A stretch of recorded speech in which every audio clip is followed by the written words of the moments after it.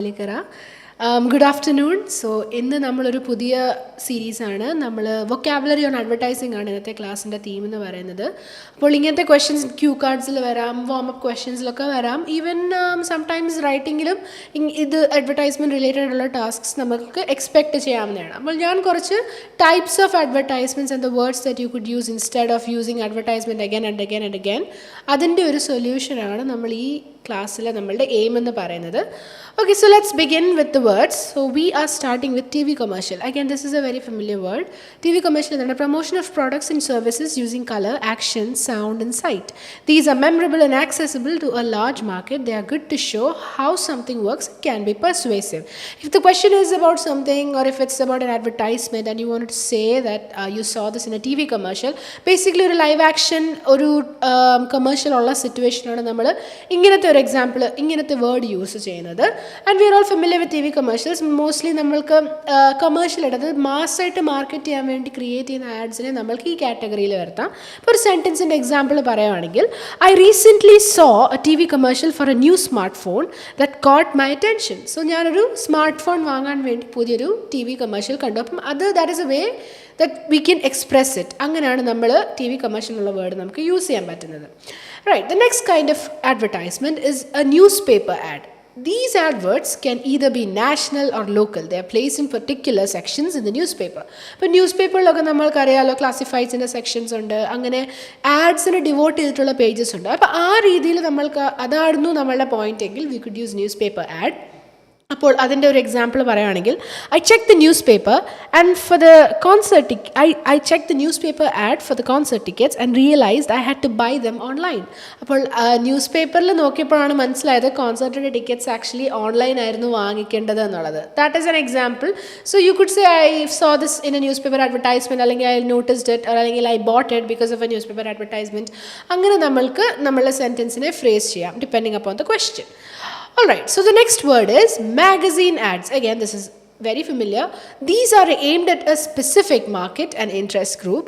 The ads are colorful and eye-catching but can be more expensive than newspaper ads. Basically, magazine ads എന്ന് പറയുമ്പോൾ നമ്മൾക്ക് അറിയിച്ചൂടെ more niche ആണ്. It's meant for a particular kind of people. അപ്പോൾ ആ magazine എന്ത് കണ്ടന്റിനെ base ചെയ്തായിരിക്കും, അപ്പോൾ ആ advertisement അങ്ങനെയുള്ള ഓഡിയൻസിനെ ടാർഗറ്റ് ചെയ്തായിരിക്കും. ഫോർ എക്സാമ്പിൾ ട്രാവൽ മാഗസീൻ എന്ന് പറയുമ്പോൾ വുഡ് മോസ്റ്റ്ലി ഹാവ് ഡെസ്റ്റിനേഷൻസ്, അല്ലെങ്കിൽ ട്രാവലിന് യൂസ് ചെയ്യുമ്പോൾ ക്യാമറാസ് ഫോർ എക്സാമ്പിൾ, അങ്ങനത്തെ കാര്യങ്ങളായിരിക്കും ട്രാവലിന് പ്രിഫർ ചെയ്യുന്ന ഒരു ഓഡിയൻസിന് വേണ്ടി ഉള്ളതായിരിക്കും മാഗസീൻ ആഡ്സ്. അപ്പം നമ്മൾക്ക് എങ്ങനെ സ്പെസിഫിക് ആയിട്ട് എടുത്ത് പറയണം എന്നുണ്ടെങ്കിൽ we could use magazine ads. For example ഇപ്പോൾ സെൻറ്റൻസിൻ്റെ ഫോമിൽ പറയുകയാണെങ്കിൽ നമ്മൾക്ക് പറയാൻ പറ്റും, The magazine ads for fashion brands are always so eye-catching and trendy. അപ്പം മാഗസീൻ ആഡ്സ് പറയുമ്പോൾ നോർമലി ഭയങ്കര eye-catching and trendy ആയിരിക്കും. We know how they are. അപ്പോൾ അതാണ് അവിടുത്തെ എക്സാമ്പിൾ എന്ന് പറയുന്നത്. And the next is billboards. Billboards എന്ന് പറഞ്ഞാൽ these are often signs on the road or at sports stadiums. Large billboards can give a message with impact but with limited information. Billboards എന്ന് പറയുമ്പോൾ നമ്മളിപ്പോൾ travel drive ഒക്കെ ചെയ്യുമ്പോൾ നമ്മൾ കാണാൻ road സൈഡിൽ ഇങ്ങനെ വലിയ ബാനറായിട്ടൊക്കെ ഇങ്ങനെ വെക്കത്തില്ല, നല്ല ഹൈറ്റിൽ വെക്കുന്നത്, അതിനെയാണ് നമ്മൾ ബിൽബോർഡ്സ് എന്ന് പറയുന്നത്. ബിൽബോർഡ്സ് എന്ന് പറയുമ്പോൾ റോഡ് സൈൻസ്, റോഡിൽ നമ്മൾ കാണാം. അപ്പോൾ സ്പോർട്സ് സ്റ്റേഡിയത്തിൻ്റെ ഒക്കെ സൈഡിലായിട്ട് അങ്ങനെ വരാം. പിന്നെ അവരുടെ ബിൽബോർഡ്സിൻ്റെ സ്പെഷ്യാലിറ്റി എന്താ, അവർ they only talk about the crisp and prim points. അവിടെ ആണെങ്കിൽ കൂടുതൽ ഡിസ്ക്രിപ്ഷനോ അങ്ങനത്തെ കാര്യങ്ങൾ, ജസ്റ്റ് ഹൈലൈറ്റ്സ് മെയിൻ ആയിട്ടുള്ള കാര്യങ്ങൾ മാത്രമേ പറയാറുള്ളൂ. അപ്പോൾ ഫോർ എക്സാമ്പിൾ ഒരു സെൻറ്റൻസിൽ പറയുവാണെങ്കിൽ, the billboard on the highway advertised a new restaurant in town. അപ്പോൾ ഹൈവേയിലുണ്ടായിരുന്ന billboard advertised a new restaurant in town. അപ്പോൾ അതാണ് ഒരു എക്സാമ്പിൾ. നമ്മളിപ്പം റോഡിൽ വരുന്ന വഴിക്കാണ് ഒരു പുതിയ റെസ്റ്റോറൻറ്റിൻ്റെ അഡ്വർടൈസ്മെൻറ്റ് കണ്ടത്, അതായത് റോഡ് സൈഡിലെ വലിയ ബോർഡിലായിരുന്നു എന്ന് പറയുന്നതിന് പകരം നമ്മൾക്ക് ബിൽ ബോർഡ്സ് എന്നുള്ള വേർഡ് അവിടെ യൂസ് ചെയ്യാം. So that is the word. Okay, നമ്മളൊരു നെക്സ്റ്റ് കാറ്റഗറിയിലോട്ട് പോവാണ്. Next category, this is direct mail. Direct mail എന്ന് പറഞ്ഞാൽ എന്താണ്? Letters and adverts are send directly to customers.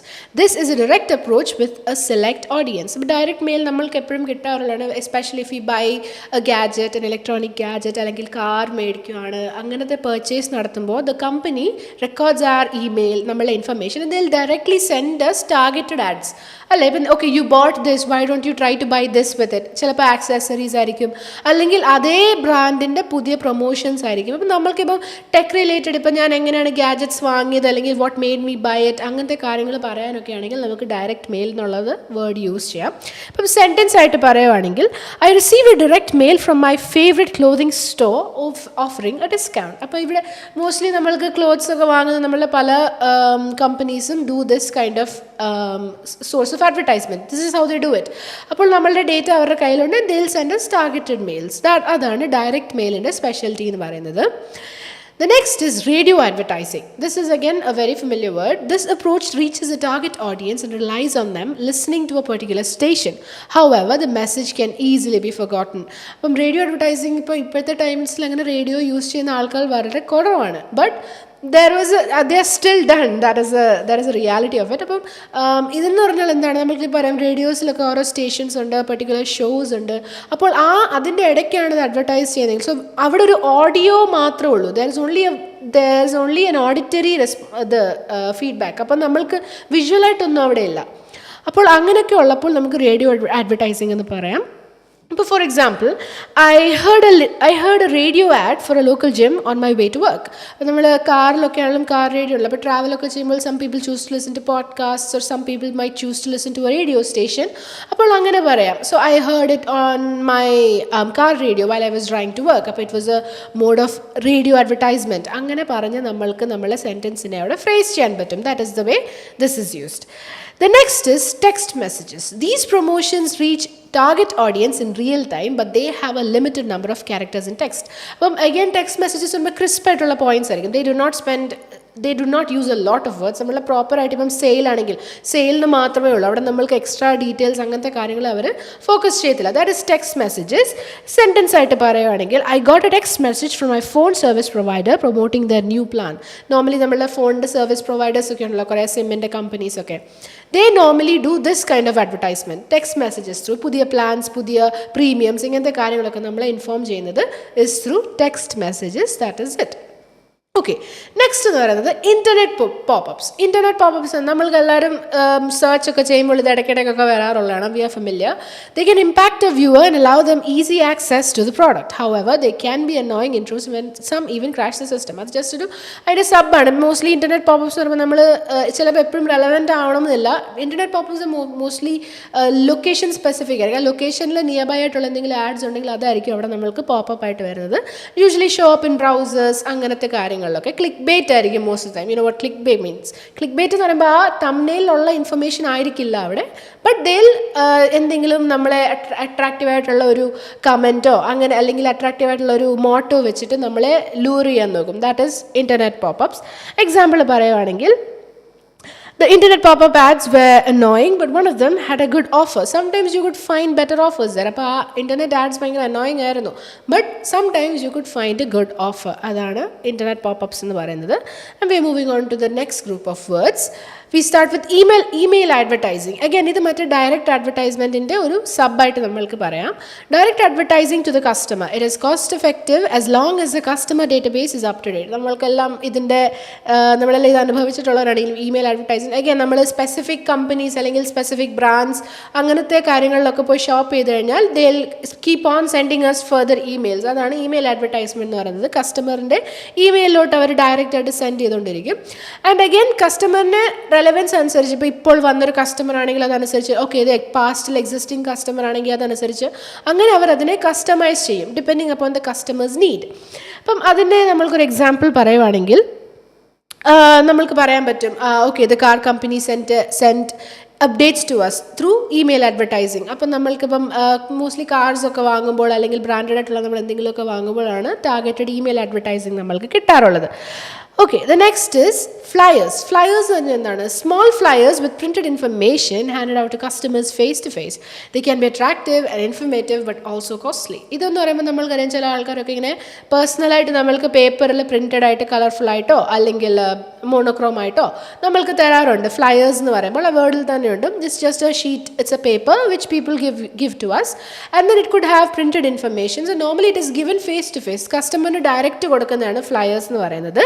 For example, the flyers for the food festival looked appetizing and so I decided to attend. അപ്പോൾ ഒരു ഫ്ലയറിനെ പറ്റി പറയുകയാണ്. The flyer for the food festival, ഒരു food ഫെസ്റ്റിവലിനെ പറ്റിയുള്ള ഒരു flyer ആയിരുന്നു. അപ്പോൾ that looked very appetizing it looked good, palatable ആയിരുന്നു. സോ അതുകൊണ്ട് ദിസ് പേഴ്സൺ അറ്റൻഡഡ് ഇറ്റ്. അപ്പോൾ അങ്ങനെയുള്ളപ്പോൾ നമ്മൾക്ക് ഫ്ലയേഴ്സ് പറയാം.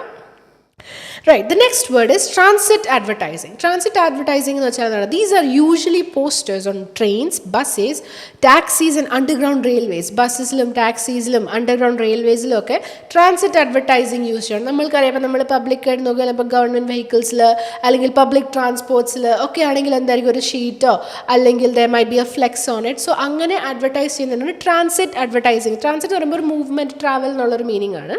സെൻറ്റൻസ് പറയുവാണെങ്കിൽ the transit advertising on the bus featured a popular soda brand. Popular soda brand എന്ന് പറയുമ്പോൾ നമ്മളെ കോൾഡ് ഡ്രിങ്ക്സ് എന്നുള്ളൊരു എക്സാമ്പിളാണ്. സോ ബസ് ഇപ്പോൾ ഇവിടെ പറയുന്ന ഒരു പബ്ലിക് ട്രാൻസ്പോർട്ട് സിസ്റ്റത്തിൽ ഒരു പോപ്പുലർ സോഡ ബ്രാൻഡിൻ്റെ അഡ്വർടൈസ്മെൻറ്റ് ഉണ്ടായിരുന്നു. That is the way transit advertising can be used in a sentence. All right, so the next word is covert advertising. Covert advertising. And the meaning endana? This is when a product or brand is incorporated into a movie or TV show.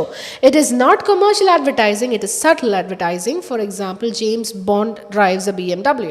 അപ്പം ഇതെന്താണ് covert advertising? Covert എന്ന് പറഞ്ഞാൽ discrete ആയിട്ട്, right? നമ്മൾ face to face obvious ആയിട്ടല്ല, discrete ആണ്. ഒരു പതുക്കെ അല്ലെങ്കിൽ എന്താ പറയുക, ഈസ്റ്റർ എഗ്സ് എന്നൊക്കെ പറയത്തില്ല, അങ്ങനെ അഡ്വർടൈസ് ചെയ്യുന്നു.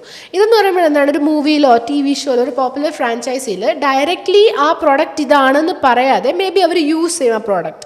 അപ്പോൾ നമ്മൾക്ക് കാണാൻ പറ്റും, okay this person is endorsing this. അപ്പോൾ അതിനെയാണ് കോവേർട്ട് അഡ്വർടൈസിംഗ് എന്ന് പറയുന്നത്. For example James Bond drives a BMW. അപ്പോൾ that's an example of covert advertisement. Direct ആയിട്ട് ആ പ്രോഡക്റ്റിനെ ഫോക്കസ് ചെയ്യാതെ ഇങ്ങനെയുള്ള ഒരു മെയിൻ സ്ട്രീം മൂവിയിലോ ടി വിയിലോ ആ പ്രോഡക്റ്റിനെ ഇൻകോർപ്പറേറ്റ് ചെയ്യും. മനസ്സിലായി? അങ്ങനെയായിരിക്കും നമ്മൾ കോവേർട്ട് അഡ്വർടൈസ്മെൻറ്റ് ചെയ്യുന്നത്. For example, I noticed the covert advertising in the movie where the character used a specific smartphone brand. ഒരു മൂവിയിൽ ആ ക്യാരക്ടർ ഒരു സ്പെസിഫിക് സ്മാർട്ട് ഫോൺ ബ്രാൻഡാണ് യൂസ് ചെയ്തത്. അപ്പോൾ അവിടെ അവർ ആ ബ്രാൻഡിൻ്റെ പേര് പറയുകയൊന്നും ചെയ്യില്ല, but they are promoting it through covert advertising which is very discrete. അപ്പം അങ്ങനെയാണ് കോവേർട്ട് അഡ്വർടൈസിങ് നമ്മൾ ചെയ്യുന്നത്. That is the word for it. I mean, normally movies and TV shows, this is more popular. All right, so our last group of words, which is sponsorship. Sponsorship is a company sponsors an event or entity in return for recognition of the brand or product. For example, companies funding schools or sporting events in return for them using their equipment. Sponsorship, content creators in the area, it's very popular. Upon that, our product in offer chain. So we will pay for you to use this. അപ്പോൾ അതൊരു video ആയിരിക്കാം, അല്ലെങ്കിൽ ഒരു event ആയിരിക്കാം. അപ്പോൾ അവർ ആ sponsor, ആ ബ്രാൻഡ് പറയും you should use our product for this said event and we'll pay for it. അപ്പോൾ അവർ ആ ഫുൾ പേയ്മെൻറ്റ് അവർ നടത്തും. But the responsibility of the person is to show it. ആ ഫംഗ്ഷനിലോ അല്ലെങ്കിൽ ആ കണ്ടൻറ്റിലോ അതിനെ കാണിക്കുക. ഇപ്പോൾ for example, the company's sponsorship of the local football team helped them raise their brand awareness. അപ്പോൾ ഒരു ലോക്കൽ ഫുട്ബോൾ ടീമിനെ ഒരു കമ്പനി സ്പോൺസർ ചെയ്തതുകൊണ്ട് അവരുടെ ബ്രാൻഡ് അവയർനെസ് അവിടെ ഇൻക്രീസ് ചെയ്യാൻ പറ്റും. ഇപ്പോൾ നമ്മൾക്കറിയാം, നമ്മളുടെ ക്രിക്കറ്റ് ടീംസ് ആണെങ്കിലും നമ്മളുടെ ഗെയിംസ്, നാഷണൽ ഗെയിംസ് ഒക്കെ കളിക്കുന്ന ഒരു ജേഴ്സി നോക്കിയാൽ there is a brand on it because that is who sponsors them. അപ്പോൾ ആ in return of sponsoring for them, the brand gets its recognition because of the players.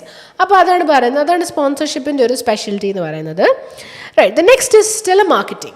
This involves promoting and selling over the phone. This offers direct contact with the customer, but can be intrusive if it's a cold call, which means an unasked for call. എന്ന് വെച്ചാൽ telemarketing എന്ന് പറയുമ്പോൾ ടെലിമാർക്കറ്റിംഗിൽ തന്നെ it's marketing through telephone. നമ്മളെ call ചെയ്തിട്ട് നമ്മളെ inform ചെയ്യുന്നു, okay ഇങ്ങനെ ഒരു പ്രോഡക്റ്റ് ഉണ്ട്. അപ്പോൾ ഇവിടെ കസ്റ്റമർ ഒരിക്കലും അങ്ങോട്ട് പോയിട്ട് ചോദിക്കുന്നില്ല എനിക്കിത് വേണം എന്ന്, but the company decides to call them anyway. അതുകൊണ്ടാണ് കോൾഡ് കോൾ എന്ന് പറയുന്നത്. കോൾഡ് കോൾ എന്ന് പറഞ്ഞാൽ എന്താ, നമ്മൾ എക്സ്പെക്ട് ചെയ്യാത്തൊരു call, a call that we didn't ask for. Right. For example, I received a telemarketing call from a company offering a home security system. അപ്പോൾ ഒരു ഹോം സെക്യൂരിറ്റി സിസ്റ്റത്തിനെ പറ്റി ഒരു ടെലിമാർക്കറ്റിംഗ് കമ്പനിയുടെ കോൾ എനിക്ക് കിട്ടിയെന്നാണ് നമ്മളുടെ എക്സാമ്പിൾ പറയുന്നത്. അപ്പോൾ നമ്മൾക്ക് അങ്ങനെ പേഴ്സണലൈസ്ഡ് ആയിട്ട് നമ്മളെ ഡയറക്റ്റ്ലി കമ്പനീസ് ഇങ്ങോട്ട് കോൺടാക്ട് ചെയ്യുവാണെങ്കിൽ നമ്മൾക്ക് ടെലിമാർക്കറ്റിംഗ് എന്നുള്ള വേർഡ് അവിടെ യൂസ് ചെയ്യാൻ പറ്റും. Right, the last word of the day is celebrity endorsement. A celebrity is paid to promote and market a product through TV ads or event appearances. This can be effective as it is high profile, but it does rely on the celebrity image remaining constant and popular. Celebrity endorsements, again, in modern times, it's one of the most prevalent means of advertising. Or a particular celebrity or a particular product sell cheyan vendi adinte brand ambassador aakittu nammal aa product ne promote cheyin. Appo if mostly ippom oru athletic aayittulla product ആണ്, ഒരു sports gear ഒക്കെ ആണെങ്കിൽ നമ്മൾ അത്ലീറ്റ്സിനെ use ചെയ്യും.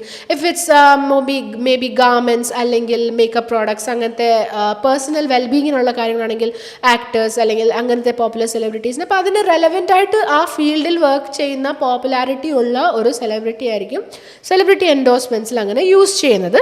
ഇപ്പം സെൻറ്റൻസിൻ്റെ example പറഞ്ഞാൽ, the celebrity endorsement of the luxury watch brand increased it's sales significantly. അപ്പോൾ ഒരു ലക്ഷറി വാച്ചിൻ്റെ എൻഡോസ് ചെയ്യാൻ വേണ്ടി ഒരു സെലിബ്രിറ്റി ഉണ്ടായിരുന്നത് കൊണ്ട് ദ സെയിൽസ് ഇൻക്രീസ് ഡ്രമാറ്റിക്കലി. അപ്പോൾ നമ്മൾക്ക് അവിടെയാണ് നമ്മൾ സെലിബ്രിറ്റി എൻഡോഴ്സ്മെൻറ്റ് പോലത്തെ വേർഡ്സ് നമ്മൾക്ക് യൂസ് ചെയ്യാൻ പറ്റുന്നത്.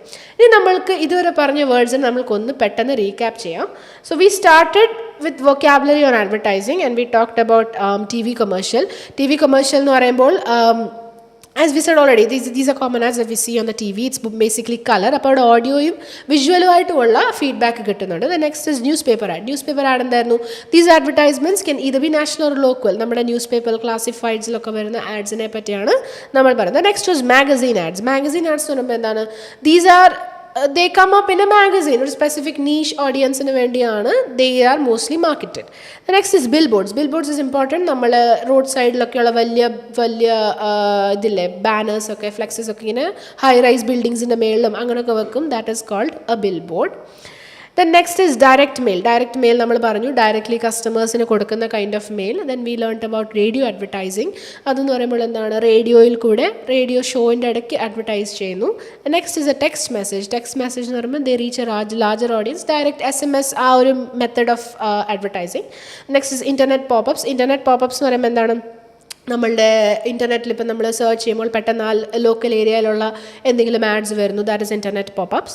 And then we learn about email advertising. Email advertising was direct to the customer. പിന്നെ ഫ്ലയേഴ്സിനെ പറ്റി പറഞ്ഞു. ഫ്ലയേഴ്സ് എന്താണ്? നമ്മൾ പേപ്പറിലുള്ള ആഡ്സ് ആണ്.